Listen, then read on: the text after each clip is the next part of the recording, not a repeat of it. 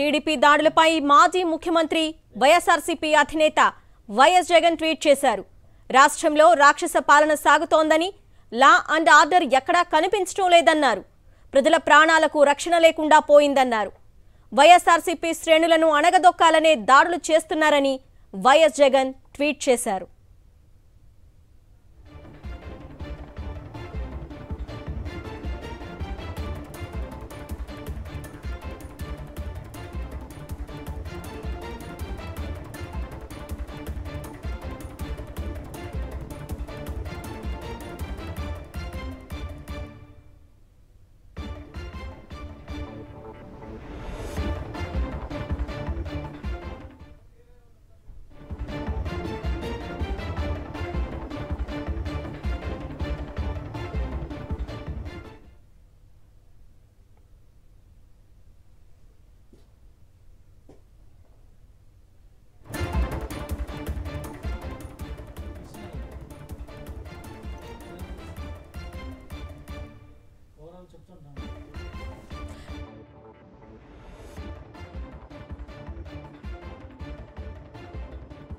ఏదో నాటు మిరపకాయ బాంబులో విసిరినంత ఈజీగా టీడీపీ కార్యకర్తలు అక్కడ రాళ్లదాడి చేస్తున్న దృశ్యాలు మనం చూస్తున్నాం.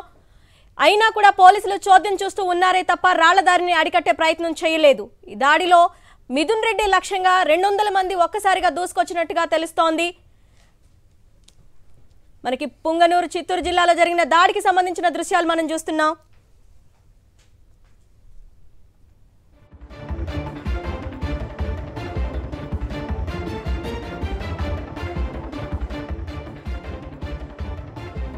ఇవాళ ఎంపీ మిథున్ రెడ్డి టీడీపీ నేతల దాడుల్లో గాయపడినటువంటి వారిని పరామర్శించడానికి రెడ్డెప్ప ఇంటికి చేరుకున్నారు. వారక్కడ సమావేశమై టిఫిన్ చేస్తుండగానే, అంటే రెడ్డెప్ప గారు ఫోన్ లైన్లోకి వచ్చి చెప్పిన సమాచారం ప్రకారం వాళ్ళు టిఫిన్ చేస్తున్న సమయంలోనే ఒక్కసారిగా దాదాపు 60 నుండి 200 మంది దాకా ఇంటి చుట్టూ చేరినట్టుగా తెలుస్తోంది. ఒక్కసారిగా రాళ్లదాడి చేసినట్లుగా తెలుస్తోంది. అక్కడున్నటువంటి పోలీసులు వాళ్ళని తరిమేసే ప్రయత్నం కూడా చేయలేదు. ఒక చోద్యం చూస్తున్నట్లుగానే అక్కడ కనిపించింది. కనీసం ప్రొటెక్షన్ కూడా ఇవ్వలేదు. మిథున్ రెడ్డి అక్కడికి వచ్చారు, మేమున్నామంటూ భరోసా కల్పించే ప్రయత్నం చేసినా కూడా టీడీపీ నేతలు ఒక బీహార్ గ్యాంగ్ వచ్చి పడినట్టుగా పడ్డారు.